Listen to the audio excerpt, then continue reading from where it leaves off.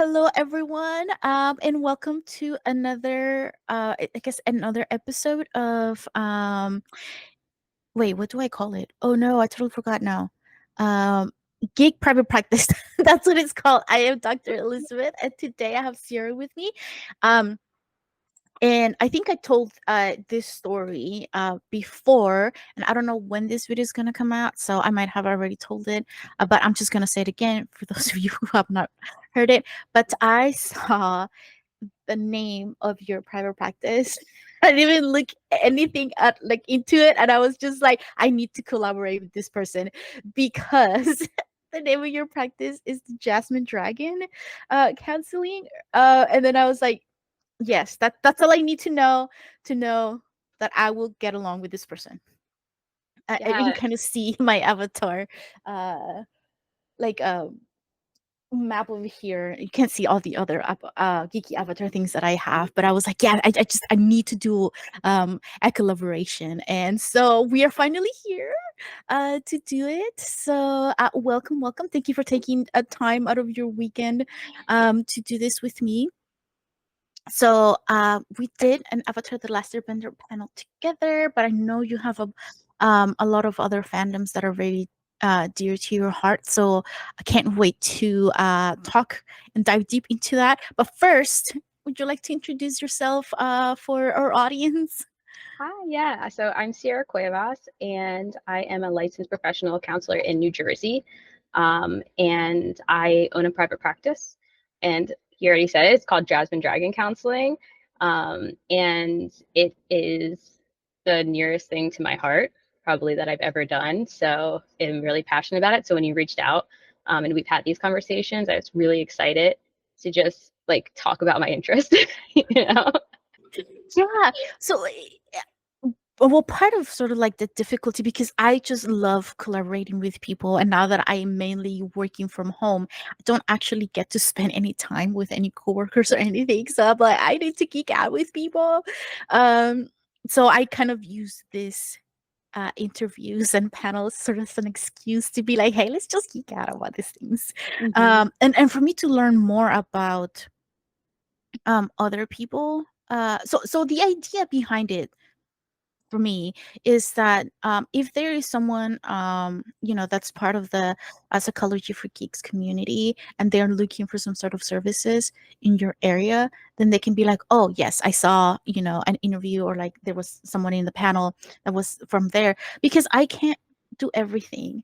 And even if it was like, I have collaborated with a lot of mental health providers in California as well, because I can't do everything, right? And so having another therapist who is into the same things that you are, it's kind of rare. Another therapist that's into the same things that you are, that lives close to you, is very, very rare. So, Mhm. I'm glad that we have this technology available to us, so we can sort of like still get to know each other. Otherwise, I don't think we would have ever met. No, and I think that's Yeah. the beauty of it. And it's so interesting because it's like you think about, you feel like you're alone in the world, right? You're like, does anyone else like make these connections, Mhm. right? And like experience, like see how it can be so beneficial and healing. And Mhm. if you're in like a small town, like I grew up kind of in a smaller area, it's like Same. there's no one. Hey, can anyone hear me? Out there. And so honestly, like community has been pretty much what allowed me to do this, which is like talking to people. They're like, hey, I have this idea, or like, but I don't know if anyone's doing it. And then like slowly people would start, well, it was I would Discord hopped. That's how I got here. Discord hopping. Which is that like I would find like a server where there's like some discussion about it, and then um there would be one person on that server where they would are a little more interested, and then it just kind of like brought me to these deeper like underground servers on Discord, where it's like, wait, this is exactly what I want to do, you know? And so it was like a year of just, well, maybe like 2020 where you're online more, and Mm. when everything was down, that I was just hopping, and like it started with kind of playing role play games. Um, Mhm. and it was really around the time that the Avatar I think Magpie Games came out with the Avatar Mm. tabletop role play game. And I was thinking to myself, who is going to play this with me? I have to play it, Mhm. right? At that time, I wasn't really a DM or anything. I hadn't done that before. And I thought, I was like, I have to learn now because I'm going to just play it by myself. I'm just going to be all the characters and I'm going to like, like, because I love Avatar so much that I just really wanted to play that game. So my partner got me the books and everything, and we had a few people wanting to make a character interested, but um, schedules and just never happened. So it's like I went on Discord and I found their site and I played online with them, and then I met a lot of different people and started to say, this is great. Like I want to do this with clients. Like this is what I want to do with clients. And Well, yeah. so I realized that I immediately started just talking because I was like, yeah, we've had this similar conversation before. So I was like, hey, let's get to the part we haven't talked about. But for Mhm. anyone like seeing this for the first time, they're like, what is going on? I just immediately started Mhm. talking. Wait, so how did you sort of like get into the world of like geek culture? Like, what was your origin story for that? Think just like coming out of the wound, like birth. I have to be honest, I have a younger family, more in general. Like my mom is younger, and what I mean by that, she's like a teen, So, Mm, um, and I grew up with, I like we grew up together. I would say in a lot of mm, ways like that, and so and my mom really loves all like Marvel. She loved Gargoyles. She loved He-Man. She loved just cartoons in general. mhm, And she's a mom that would watch them, you know, with me and mhm, get me interested in it and definitely like encourage those interests in, you know, and my other parent was really into drawing and comics and all of that. And so it was in our family to just do these things, mhm, to play, I think. And so I think it started there. And I branched out a little bit more in college, I would say, because I think I reserved those interests for when I was with my family, and I mm. didn't engage with them as much in school. Um, Was it the whole like nobody else was into it, and the people that were, they were total outcast in like school, so you didn't really want to like hang out? yeah, Yeah. it's the truth. They're like I was interested in those things, but the developmentally, like the people, the kids that were playing that, we had nothing else in common or we weren't doing Hmm. anything.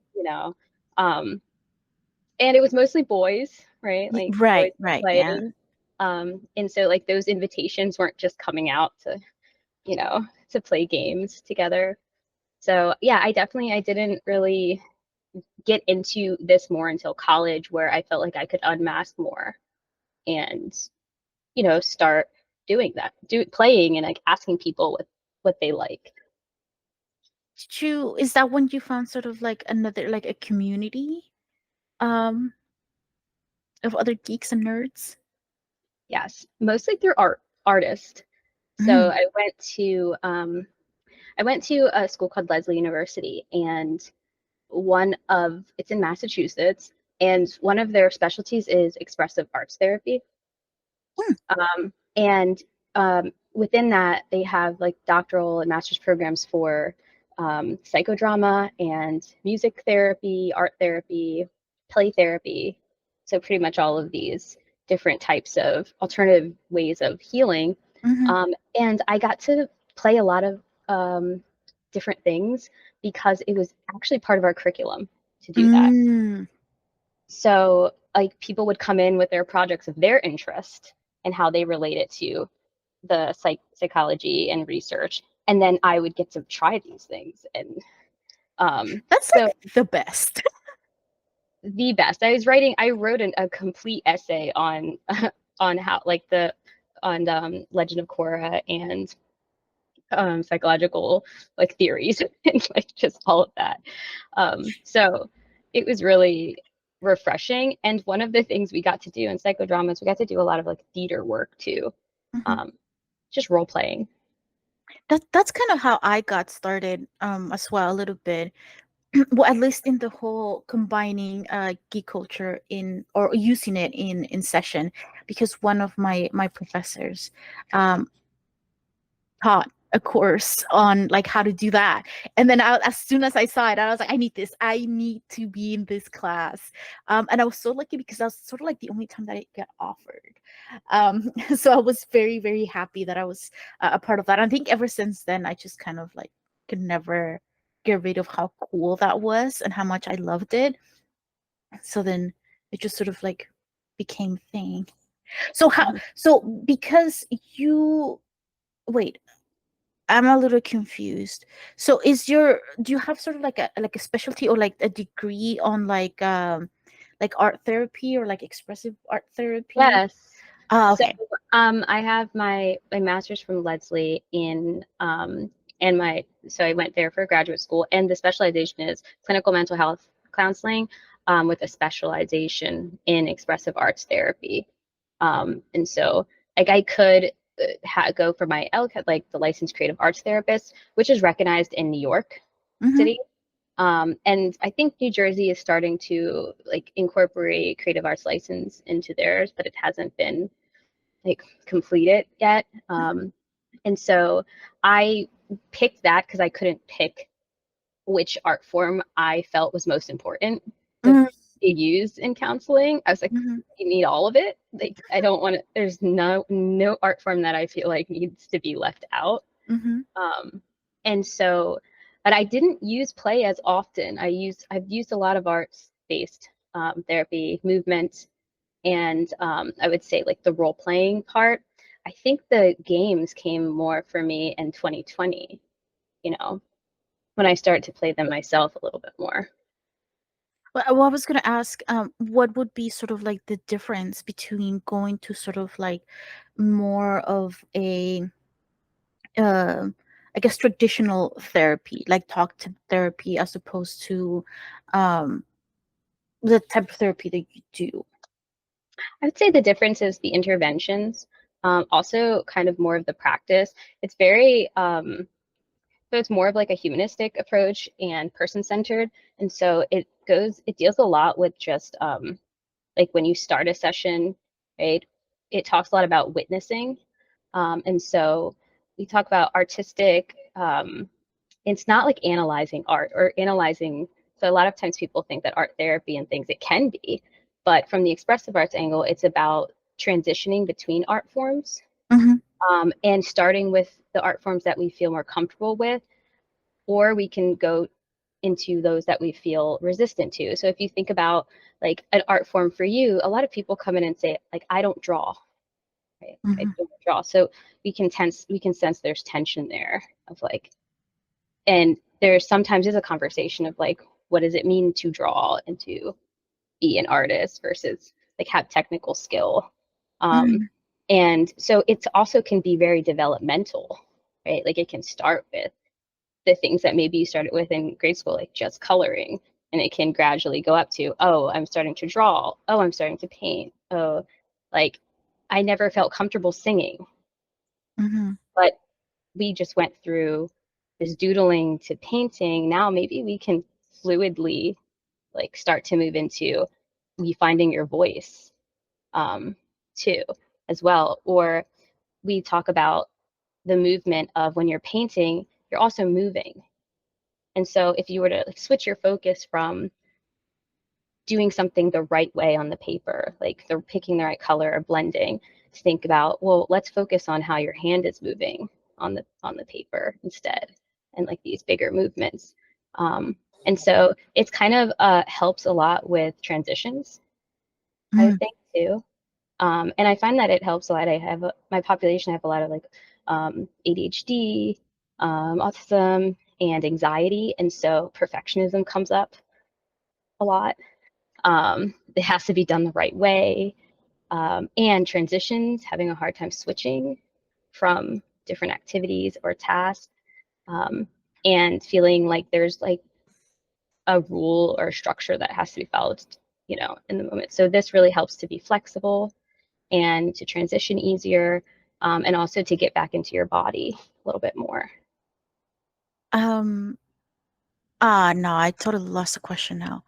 Uh, so do you only do in-person services, or do you do them yeah, like telehealth, like on So video? I do them telehealth, and I hope to eventually have in person. I would like to do more of the groups and like workshops, and yes, one on one. But I think if I were to move more into this expressive arts, I would probably want to do some groups because I think I started to say part of it is witnessing. So observing other people Hmm. engaged in that, as well as like sharing what you're observing. So there's a mindfulness component to it as well. That's so cool. I'm not very familiar with this. I mean, like I use a lot of like sort of like elements of like different things, and especially like when I'm working with kiddos, like more like play therapy and stuff. So I'm kind of like familiar with some of the things that you were talking about, but not necessarily the arts because I know very little about the arts. And I am one of those people that's like, well, you know what? I'm just not gonna draw anymore because it never comes out the way I want it to. Like it just Yeah, doesn't look the way I want. So there's no point.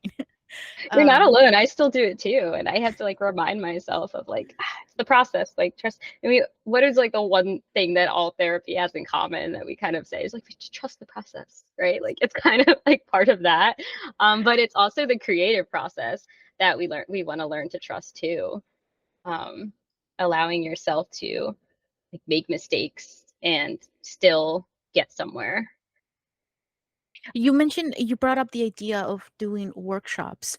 And that's something that I am starting to sort of like plan for and trying to do for my nonprofit because part of the what we are trying to do with Psychology for Geeks is not only create sort of like a safe space for people to geek out and learn more about mental health, but also offer some of the services that we just don't have. Because you mentioned growing up in a small town. I'm like, yes, me too.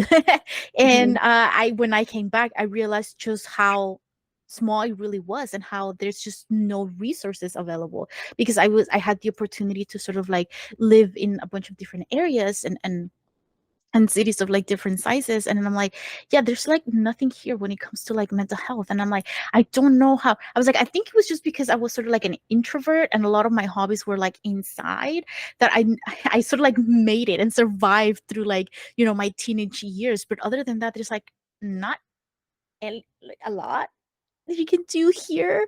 Yeah. So I'm like, oh, it would be great to have like something fun, right? And part of it is like because a lot of people still have a lot of sort of misconceptions and believe certain stereotypes about mental health providers and seeking therapy.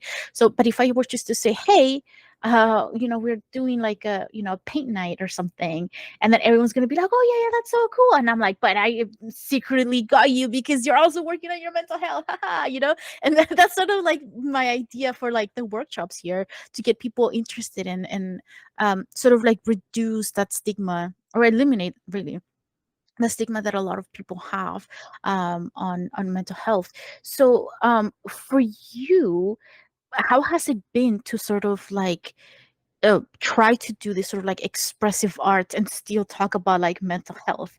Because even doing like incorporating elements of like geek culture, a lot of parents are like, but is that even therapy? And I'm like, yes, yes it is. It is. Yeah, I mean, one of the hardest, like, I have the language more now than when I first started college because Mhm, how difficult it was without the language initially. Like, I knew this could be something really great, but I mhm, didn't have the words to explain why until obviously years of school and practice. mhm, Um, but I remember in the beginning, my family asking me, "What are you doing?" Right? And so they're like, "Yeah, I want to do like expressive arts therapy." They're like, like, what is that? Like, how does that even help mhm, people? And how does that work? Like, or they would liken it to, can I go to Five Below and get like a coloring book? Isn't that the same thing? Or, mhm, just stuff like that. Or, and so I started to develop the language of it. Maybe from the outside looking in, it can look like that. I think mhm, that's part of the beauty of it too, is that so much is happening. But if you're trained, you are aware of what's happening, you know, and how, and that's like, so I'm like, I just like say, like, just trust me. Like, it looks like we're playing bananagrams, but we are learning a lot right now. Yeah, yeah, because I work with kiddos a lot, and they're like, yeah, well, they just always have tantrums, and I'm like, no, it's not just a tantrum. Like, did you really understand what's going on here? Like, what's Mhm. happening? Because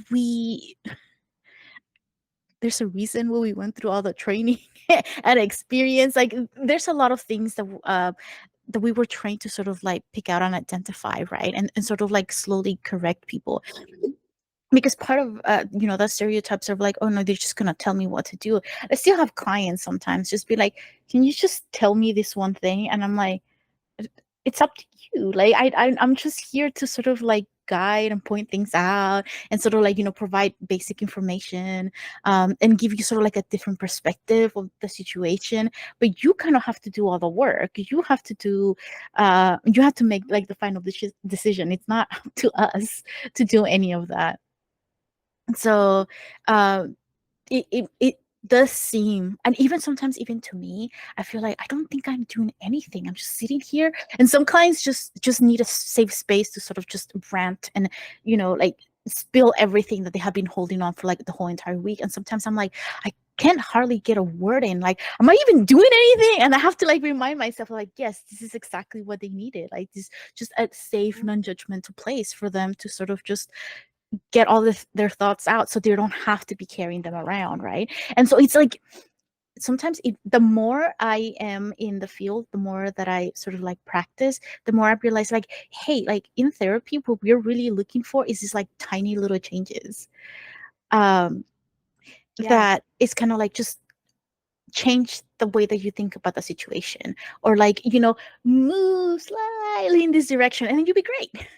Right. And then so it's like very minor things that sort of like happen that can really be life changing. But like you said, like from the outside looking in, it just kind of like, well, what are you even doing? And I'm like, a lot, actually. We're doing a lot. There's the idea too in expressive arts a lot, and in trauma therapy, right, is about creating a container or a space. And a lot of probably like training is about how do you just create that space that someone feels comfortable coming into, leaving their stress, their stressful environment to come into this space. And Hmm. our positions is like create a space where it creates a blend of challenge and warmth and like acceptance and change at the same time. And all of that is just like, it's not very tangible, but we're holding it and we're trying to like hold them in that space, right? So I think about it as like not a lot of people would understand that, but they do know, those that go to therapy do know like the unspoken of what it feels like, right, to have that. Hmm. You know? Because you do have a lot more experience with sort of like the arts. Was there any sort of like challenge with your colleagues or supervisors when you did start sort of like implementing more of geek culture into the sessions? Honestly, everyone has been so supportive in my training and development, um, and so open to learning. I think um, knowing, like, even supervisors that had no experience with it would ask me a lot of questions, and it's almost like they wanted another way. I find that it was Mm, like other clinicians that I've worked with and who've done this work for years have been wanting to find other ways to connect to their clients or find this entryway of how to build that rapport and that trust. And I was able to do that pretty easily, right? Like the mhm, building the rapport, building the relationship, the connection. Um, and then I feel like that was the first base for me. And then I moved more into the clinical aspect of it. I felt like a lot of the people I was working with, they were in the clinical aspect and they were struggling to make these connections. And so mhm, that's how we helped each other, right? Like they were mhm, showing me, okay, how do we apply these clinical things a little bit more? And I was showing them, like, how do you make these connections, you mhm. know, with them and like, and have them open up or want to. And so geek therapy is for me that connection of finding the interest, you know, um, and making connections with it. And so that's kind of a relationship building technique too.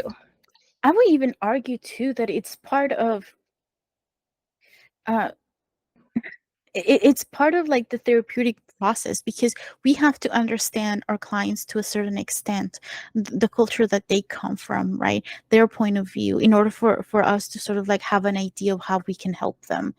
And if we are not asking about hobbies and sort of like understanding in even like just a very surface level way what geek culture is, we really are, I feel like we're doing a disservice to these people, because for a lot of us you kind of like mentioned earlier that you were like, hey, I was just kind of like going from like Discord channel to Discord channel, like figuring out who was also interested in this.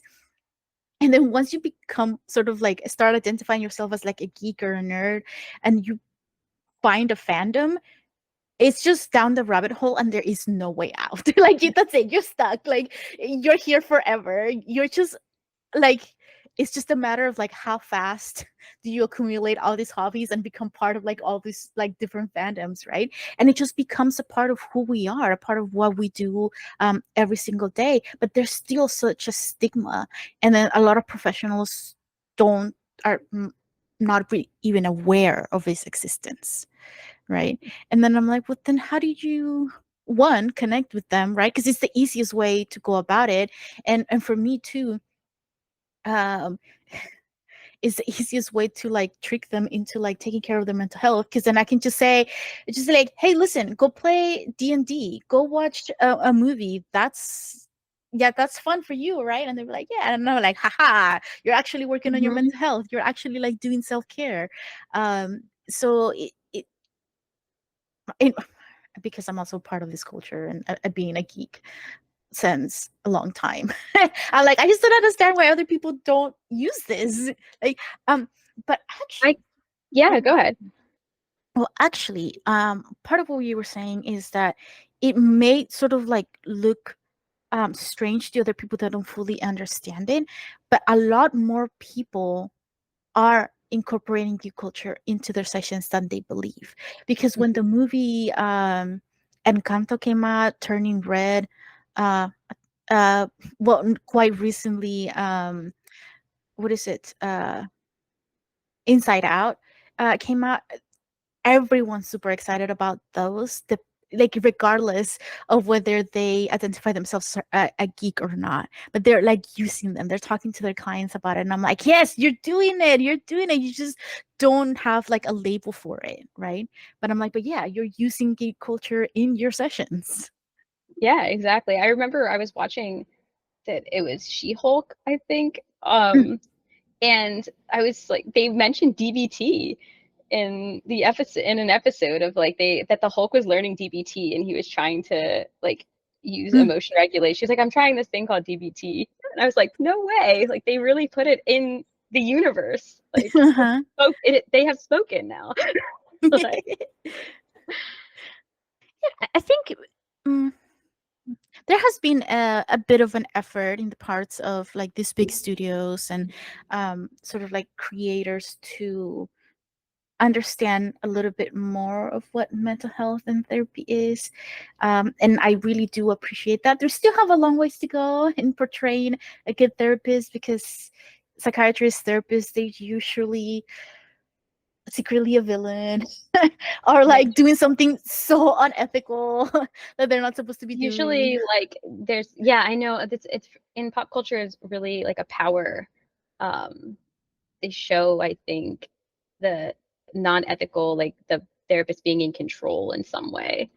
And I feel like that's where I would like it to go. Like, can we talk about it being less like that, maybe? Like a little more warm and, you know, But it safe, actually is. what it is. Yeah. Yeah, Really. yeah. So I do appreciate the fact that they are sort of like portraying a lot more of like like mental health, like just in general. And that's great. And I think that's what has made it easy for a lot of like non-geeky, nerdy providers to be like, oh, okay, well, we can bring that into the session. And I'm like, you can bring anything into the session. Um, because I work with kids and adults as well, and sometimes there were groups that we would be like, hey, we're coloring today, and then you see the faces of the adults, we're like, coloring today, like coloring's for kids. And then I was like, we would play some music and sort of like for the background, and then we were like coloring, and then they just started. So when I was a kid, and I didn't even ask anything, we're just coloring, and like all these things come out, and I'm like, yes, you're doing things, like there's a reason. I just feel like this like mastermind when I'm like, yes, we're doing this thing that is therapy but doesn't feel like therapy, so you're actually really enjoying it. Yeah, I think like that was I did a lot of expressive arts groups um, in inpatient hospitals, outpatient partials. I also worked in group homes as well, and so I've done so many of these, and every time it's the same. Like the development within the group is like you may have someone who's like doesn't want to be vulnerable, but art just naturally makes you vulnerable, right? Like it just there's something about it. It's very there's you don't have to have eye contact. That's one of the big Right, things, right. right? So like if you're in a group and you're not doing anything tangible with your hands, you're kind of all like this looking at each other and you know, um sometimes like it's a little bit harder to get that like intensity to go down. When you Mhm, bring in art supplies, like you said, and they're just this, like no eye contact, it's like conversations naturally start to happen.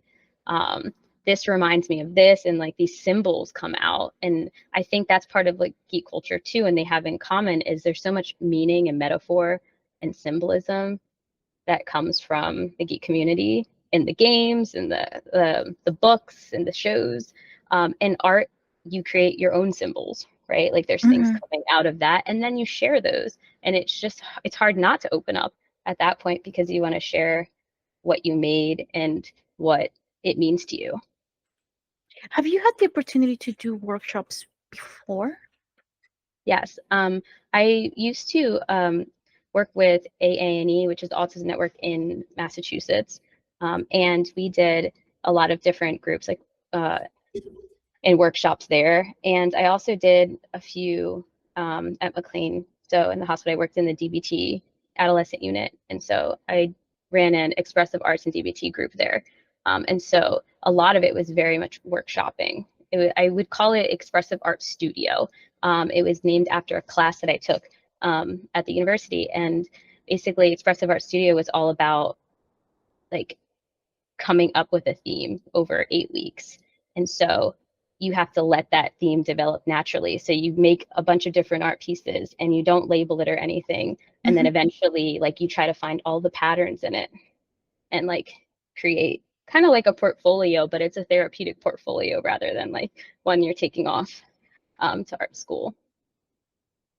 So part of what I wanted to discuss with you was because I said like I feel like this mastermind like just tricking people into like doing self-care because otherwise if I just label something as like fully on mental health, not a lot of people come. I do a lot of like free presentations, local organizations here, and so I think sometimes it depends on the topic. Sometimes it depends on what's going on, or what day it is. But if it's something that has less, like it's like sounds like it's less like mental health, I tend to have a lot more people come in to that, as opposed to when it sounds like it's more mental health related. Um, so I was just sort of like curious to see if you had seen sort of like a lot more participation of people, or like willingness to engage when you're saying, "Oh, this is just expressive arts," kind of thing. Yeah. Well, I think, and here's where it started off, these places were places where it's already structured for me to do this, right? And Right. so Yeah. when you're leaving into private practice and you're creating these workshops, I found that integrating the geek elements is more helpful. So now it's not, we're doing art. It's like one of the ideas that I have and I've been wanting to do is everywhere, all at once, the movie. Yeah. Yeah. Um, Everything, everywhere, all at once, or all at something. once, yes. Yeah. And I loved that movie so much, and it was very rich in terms of like therapeutic themes. It definitely made you feel things, but also feel, I think, like happy at the same time. Hmm. Um, and I wanted to do like either like a creative workshop of working with your parallel selves.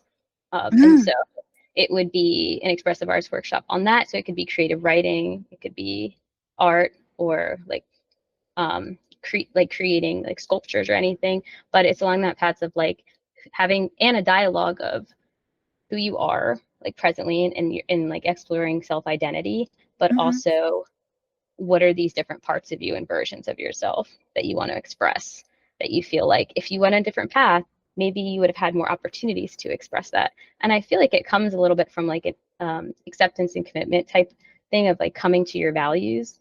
A lot Mhm. of times when we feel that loss of, you know, um, I feel like a regret or I feel lost or I could have had this alternative self. It's like it brings you back to what's important to you when you go down that exploration. Um, of, oh, so you wanted to be a dancer and your life would have been this. Have you lost touch with movement? Mhm. You know, how can we, can yourself as you are now reconnect with that without like sitting in that regret? It's interesting that you say that it actually, like, when you're doing something for your private practice, it's more helpful to sort of like label it as, oh, we're doing something for this movie or this fandom in particular, because Mm-hmm. the same thing when we I just recently started doing panels at different conventions, and something that I absolutely love doing. And then we were just sort of like workshopping. It was like a bunch of us like trying to figure out how to get more people to come to these panels. And someone who has been doing these panels for a long time, they're like, yeah, if you mention like a specific fandom, more people tend to come for that. And then I was like, that is so interesting to me, because when I did a presentation for my the private practice that I work in, and one of the things that I sort of mentioned is of as to why we need to be aware of geek culture is because it's a whole new group of people that you're reaching out to, right? Like normally this sometimes you do get people that are like open to it and wanting to seek a mental health professional for whatever they're struggling with, but most of the time it's like, well, I can just go talk to a friend, or I'll just go play D&D instead of like actually going to like a group therapy for D&D. And I'm like, it's not the same. One, It's different. it's not the same. But also it again, so it's this is what I love about it, because then you can sort of like bring in a whole new group of people to give therapy a shot, right, in a fun way.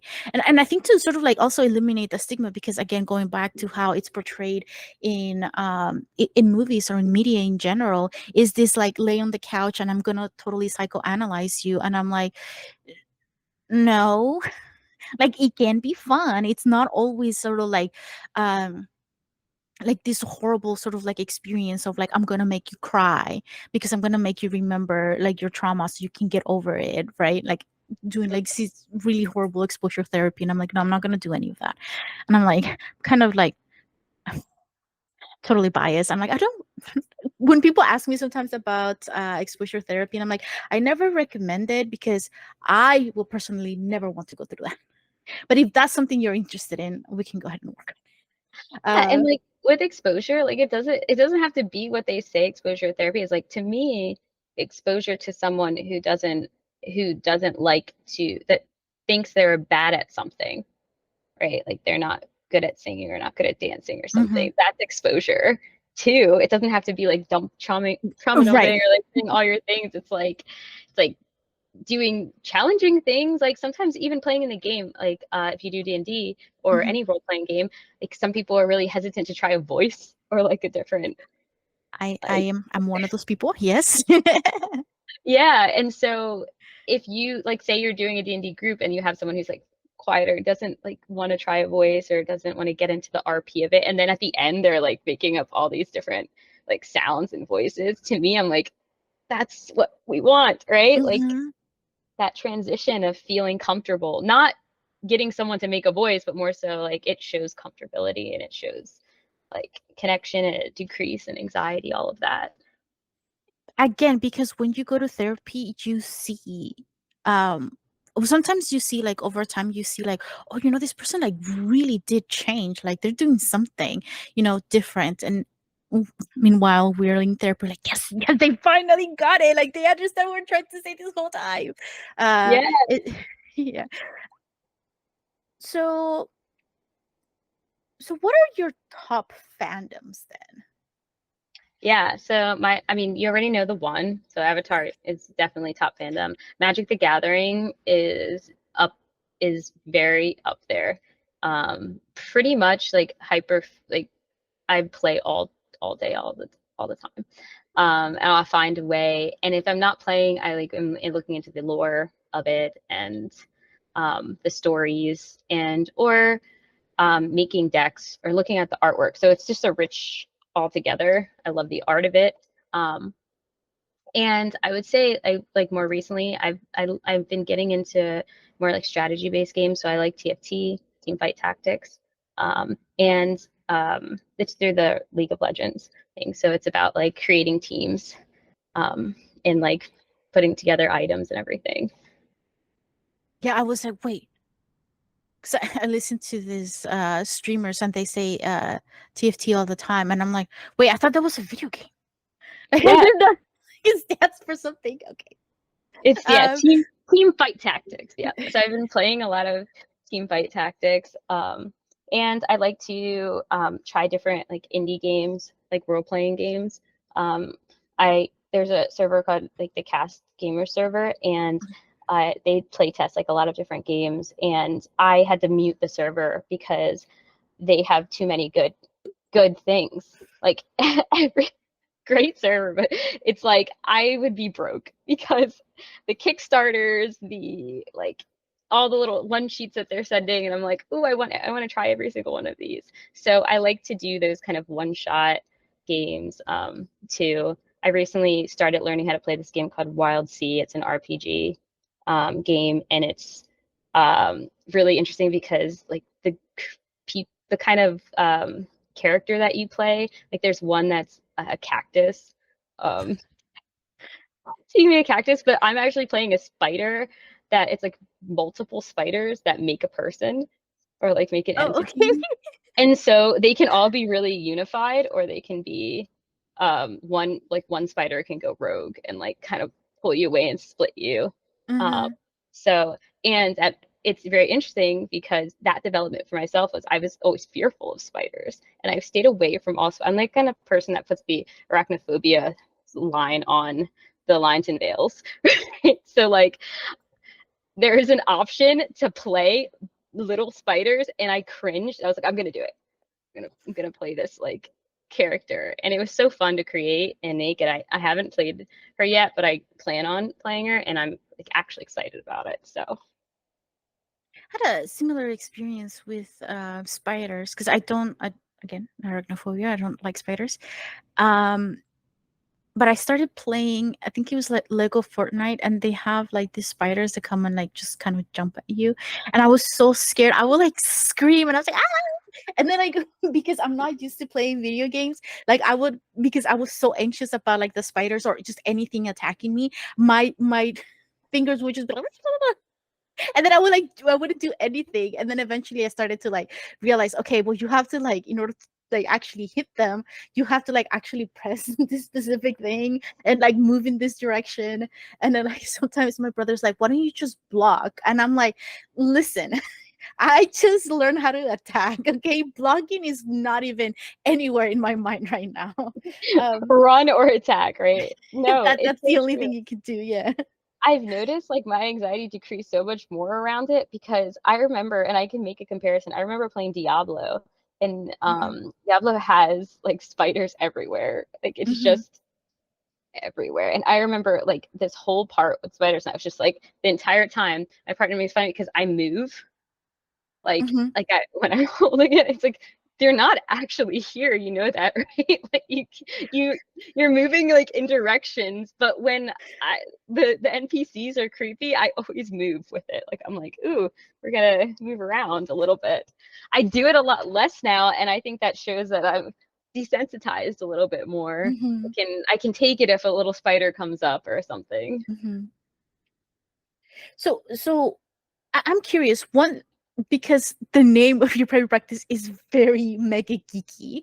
Mhm. Um, Did you immediately started getting people that were that identify as nerdy or geeky, or do you have sort of like a mix of people coming in? It's definitely a mix. The Due to referrals, I worked Oh, I see. yeah, I worked at a women's program for a while. Hmm. And I get referrals from there. And so because of that, what I found is though they learn later, so referral, but they Hmm. learn later because when they're referred to me, they'll ask questions about it, Hmm. about the profile and things like that. And I Hmm. found sometimes from the women's program, I do get moms, like parents a lot. And some of the work we do is helping them play again and connect if they feel disconnected from their children. Um, like I recently was thinking today, I was like, one of the things that I wanted to try to do a workshop on was for like parents who should probably know about some of these like Discord and things like that, of like how to use it, what is it, how can it be a helpful resource, how can it be harmful at some points. And because I get a lot of parents that'll come in like they were on this thing like Discord or something, and like I know what they're experiencing on there, Hmm. but they may not. They don't have that connection to them. So some of what ends up happening is me connecting them with like play for themselves, but also for their family, like incorporating Hmm. it into it. And then the rest are, I saw your thing and I love Avatar and I want to, like, and they're reading through the list and everything. Yeah, Uh, yeah. so it's definitely a mixed bag.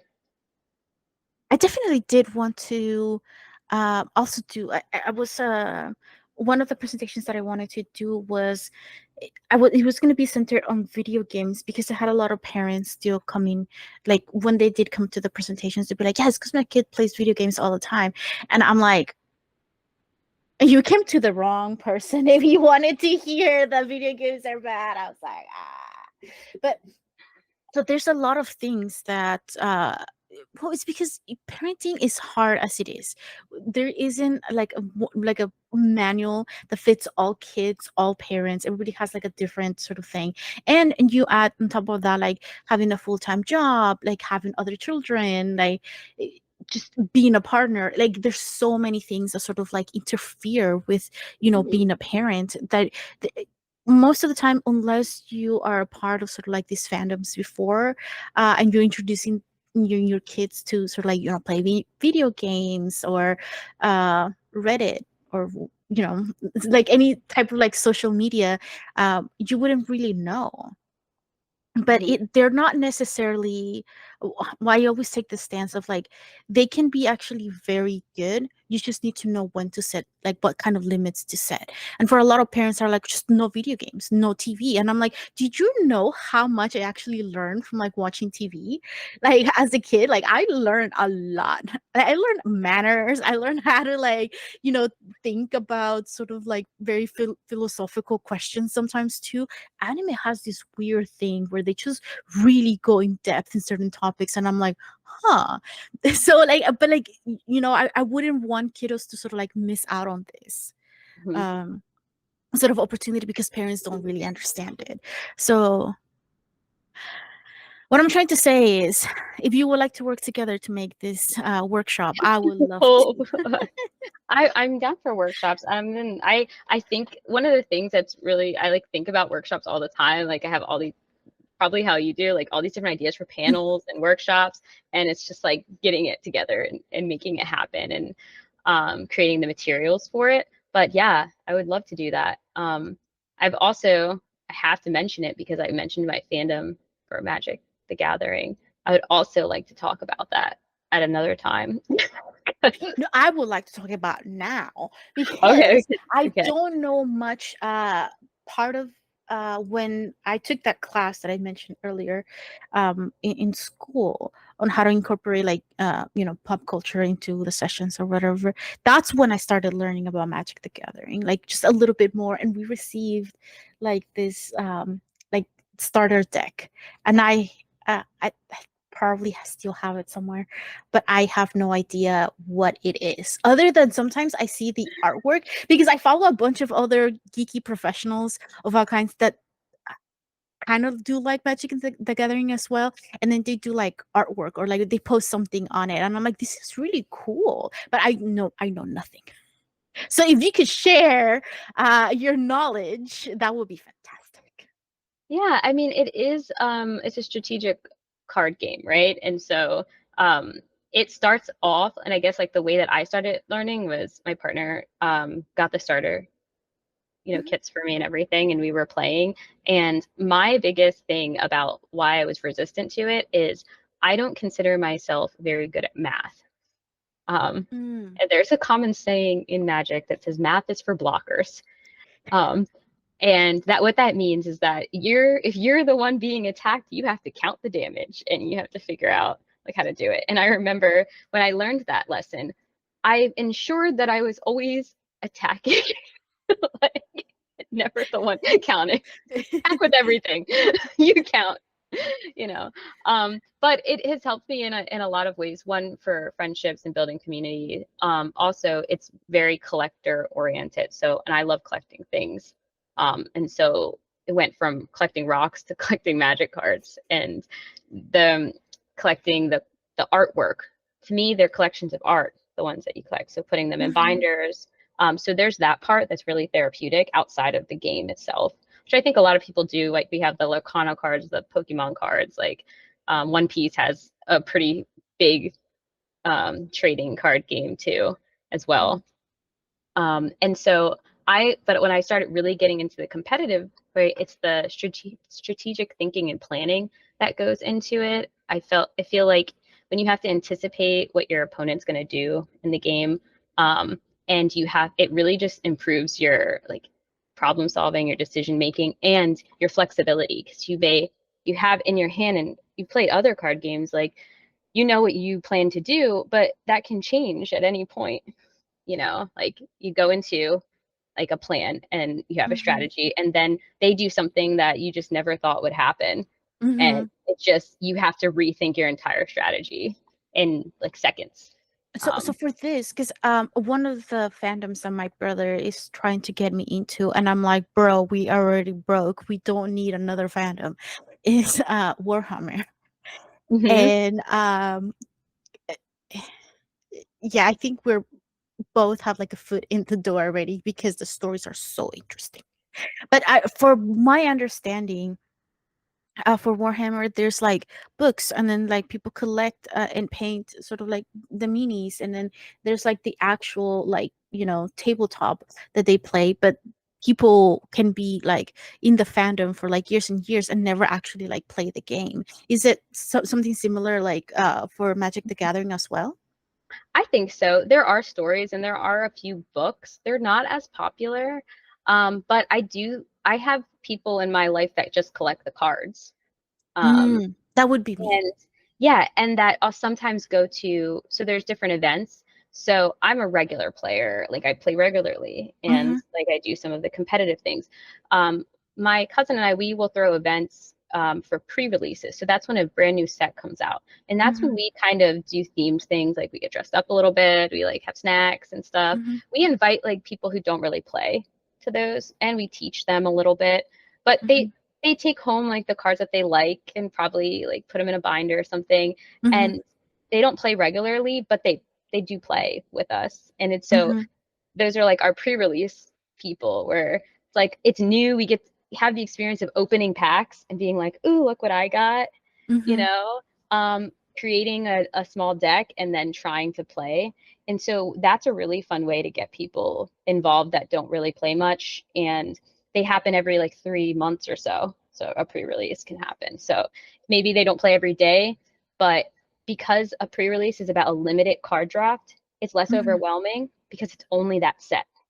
So Mm, Magic has so many cards, and that can be really hard for people that don't play often, because you're like, I don't know what to do with like thousands of different options. This is like it's just those cards that they print and what you get in your packs, and that's all you have to look at. So, so if somebody would be So would that be sort of like your recommendation of someone who is interested in joining or starting to play, for them to just kind of like focus on like the next release, or like a release of the cards? Yes, that is definitely what I would say. If you were going to start getting into these folk, don't try to go back and learn all the different mechanics and magic cards that came before you. Just focus on the set that just came out. So they have like a core set, and start from there. Learn those mechanics because they constantly change them, you know. Mm, And like they change, every set comes with a different mechanic, a different themes, and it tells a different story, right? And so basically the sets are called for their planes. A plane is a place, mm-hmm, right? So let's say there's a set called Kamigawa. The plane is Kamigawa, and all of the people that live there are in the story, and all the cards are basically an image, a clip from that story, right? So if you, yeah, so there's a story for each set. well, so is it kind of like a book, or how did you get the story?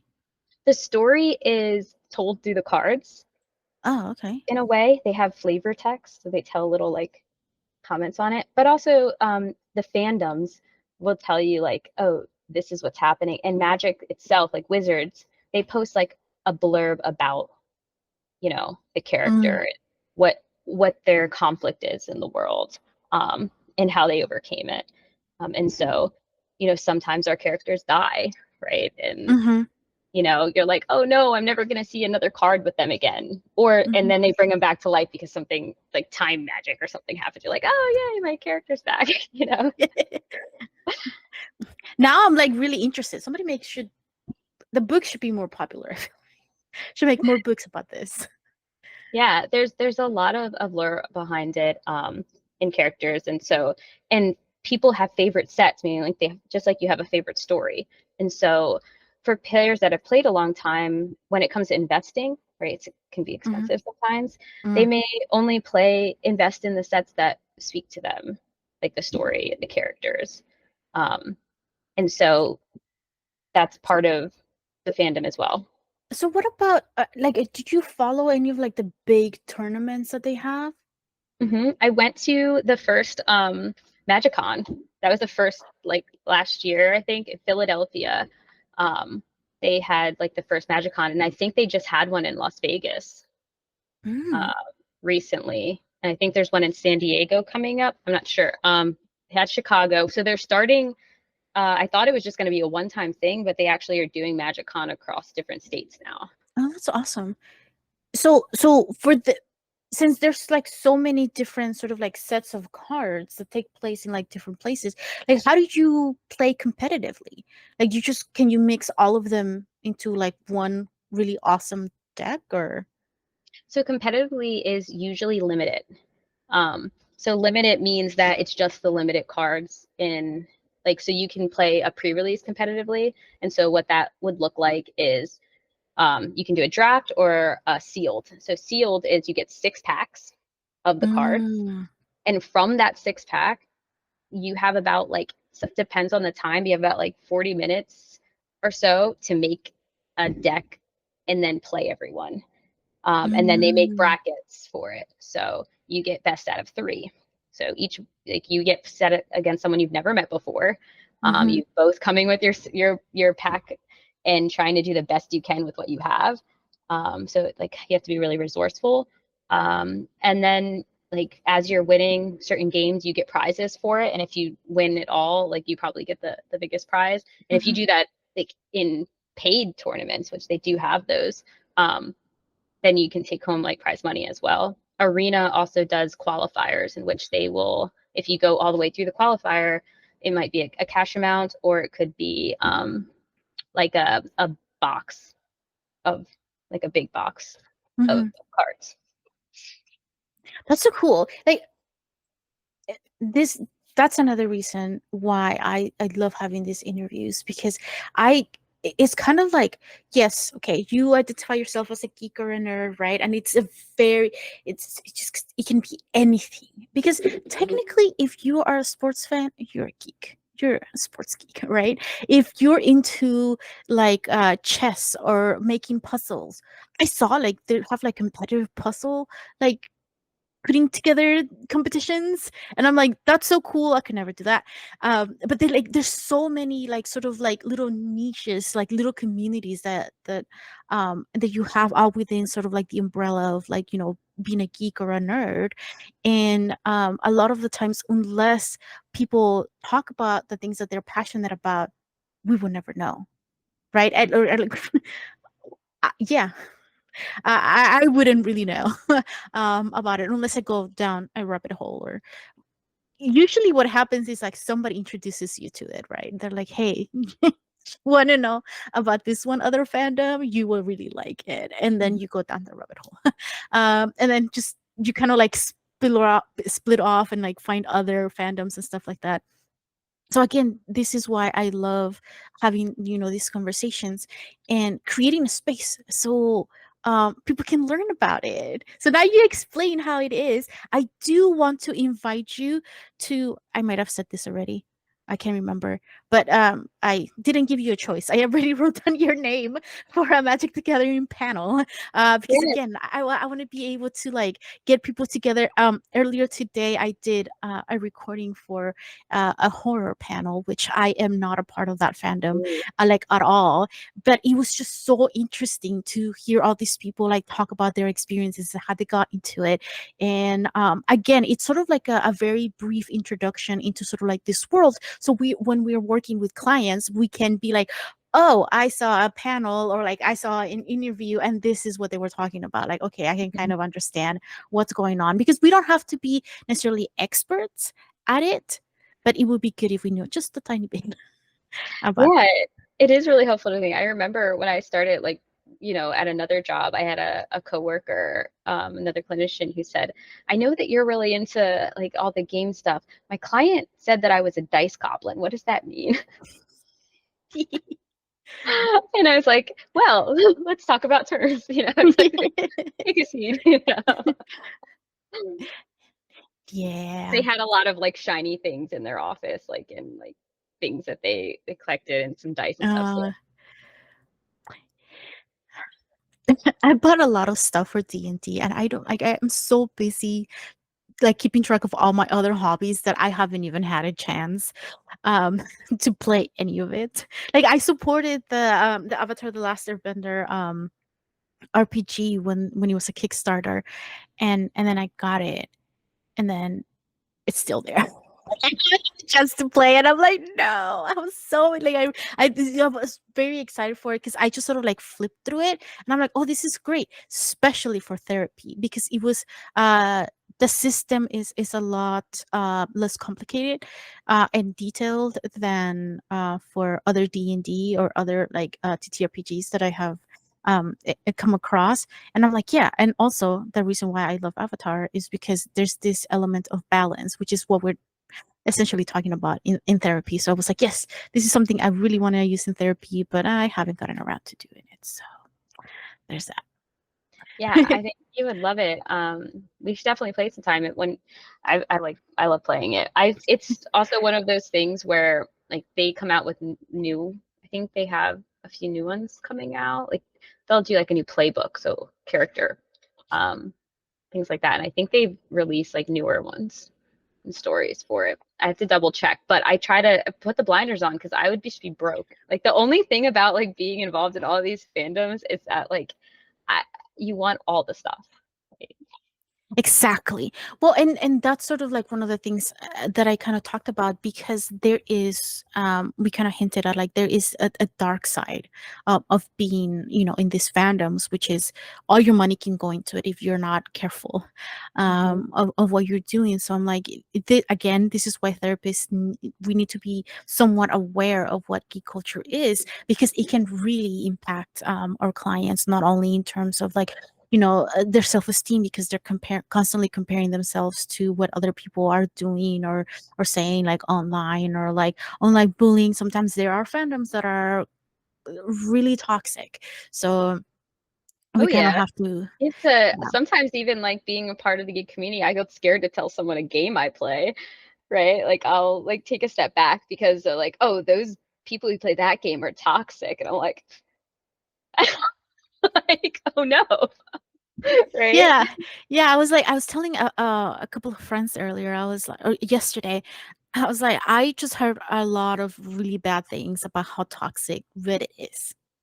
Mhm. But again, it all depends on sort of like what side of Reddit you are, like what kind of like, like how you are playing into the fandoms, because not every single fandom is toxic. There are a few people or like different sides of that fandom, but it's still a relatively safe environment where everyone is, at least to my experience, has been like really welcoming into, because we're geeks and we're like, oh wait, you're interested in Magic the Gathering, you're interested in D&D, let me just tell you all about it. I have been waiting for you to ask me about this, has that been your experience as well? Yeah, it's definitely on pretty much all of those things like Reddit, Instagram. Like I hear all these things about like social media too, and I haven't had any of those like really poor experiences. I can see how those poor experiences happen, definitely. Hmm. But I've always felt very welcomed, and like even like sometimes people reach out, they want to collaborate or they want to talk. They're like, oh, what game are you playing? What is that? And like ask questions just nonchalantly. Like even today, I like put something about I'm making my art corner. It was a mess and organizing it, and it was just about organizing my art stuff. And so many people were just supportive, like, oh, you can get like pegboard for here. And, just I Hmm. found more support than I have like, upsetting content. I mean, for clients, I just want them to be sort of like aware that these things could happen, and Yes. for them to set boundaries and stuff, so they don't actually have to um, experience anything too bad as being part of the fandom. um, but wait, so did you like try to like sneak in geeky things when the person is not really like identifying themselves as geeky or nerdy when Yeah, you're in session? that 100%. Hmm. Same.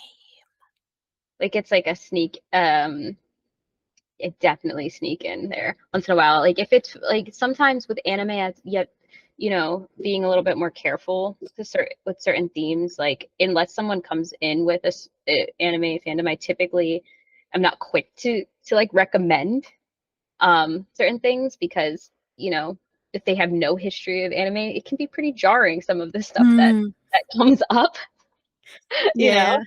So I like on that, but when it comes to games, I definitely do. There was like some examples of times that I've like snuck it in is like if someone's having issues with a partner, like I always sneak in like couples games. They may have never like played video games before, but I'm like, you know what? Like I'm coming from the angle of this could be a good date idea or something, like to try this game out. And so I'll like recommend some of like the two-player like co-op couch games or something like that. Well, to me, it kind of goes back to what we were saying about how a lot of people are very sort of like apprehensive about, coloring or doing art sometimes because that's something kids do, not really necessarily adults. But one thing that I tell parents is that playing with kiddos and spending time, like, just playing silly games and being silly with kids, it is not only like a way for them to connect with the kiddo, but also to teach them, because that's how kids learn, right? That's how I learned stuff from TP, because it was like some guy in a cave with like spandex that was saying all these things, and I was like, hey, you know what? I should probably think about that. And then so like because that's kind of like a child's language play, right? But it's also the same for adults. Sometimes we don't really know how to connect with someone or bring up like a certain topic. So let's just watch this one movie that has that topic in there.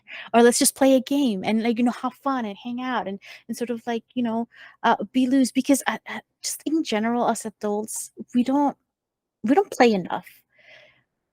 We need more play. Yeah, we definitely do.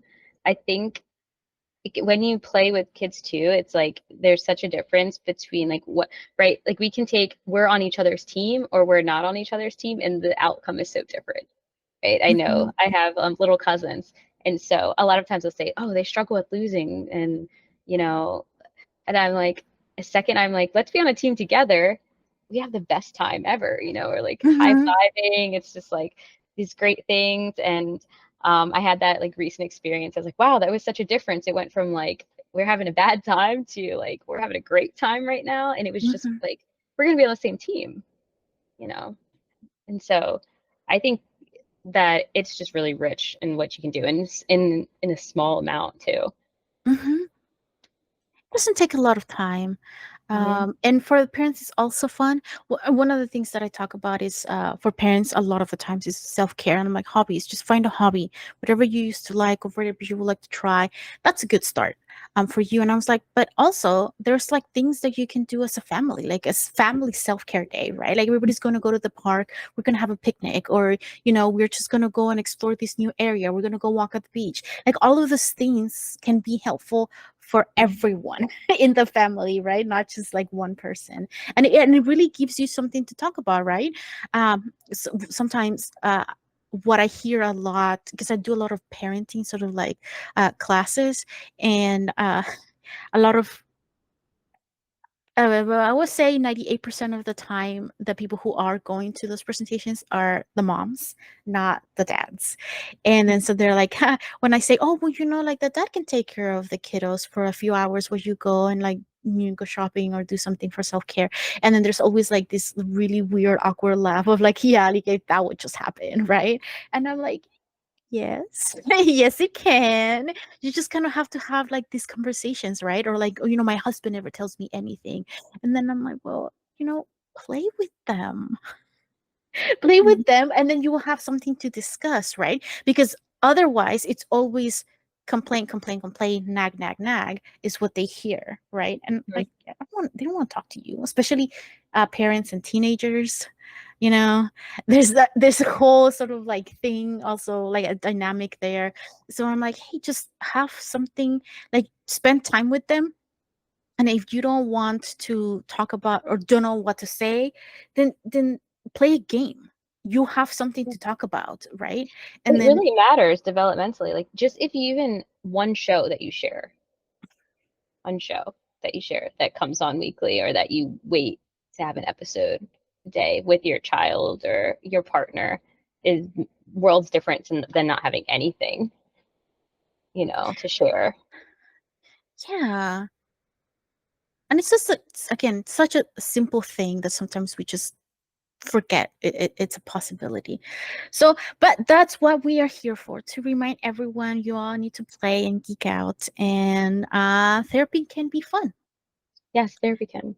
And there's all type Trust the process. exactly, trust the process. And there's all types of different therapy styles, because I don't really know much of our art, but someone who might be interested in art, they can reach out to you for that.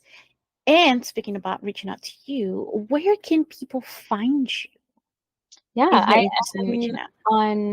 on Psychology Today and also Monarch com as well. But I am searchable by my name, Ciara Cuevas, and I pretty much come straight to my Psychology Today profile.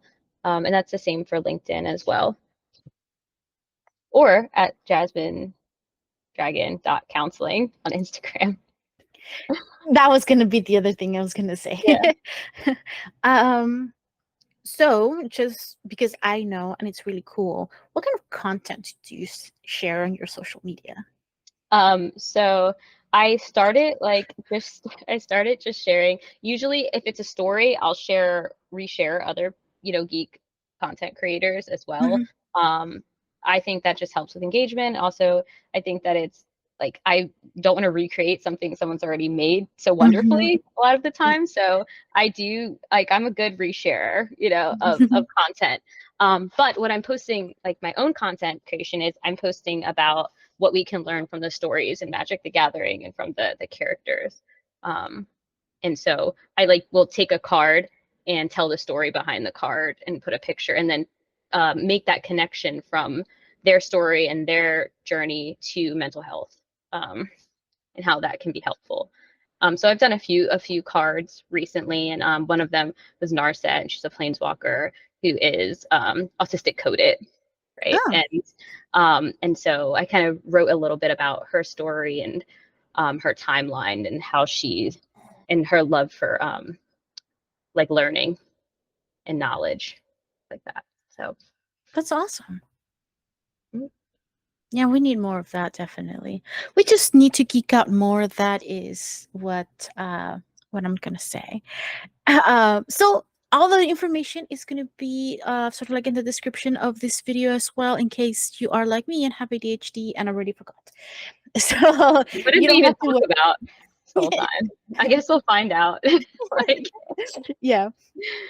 Uh, so thank you so much for joining me here today and for sharing your origin story and sharing with me specifically and with everyone about like Magic the Gathering. It does sound like again, I just thought it was like it has been a fandom for a very long time, and I'm like, it's rather intimidating to sort of like think about like joining something that I have no idea how to do, and then sometimes I don't even want to ask people in fear of like saying something that it's going to offend someone.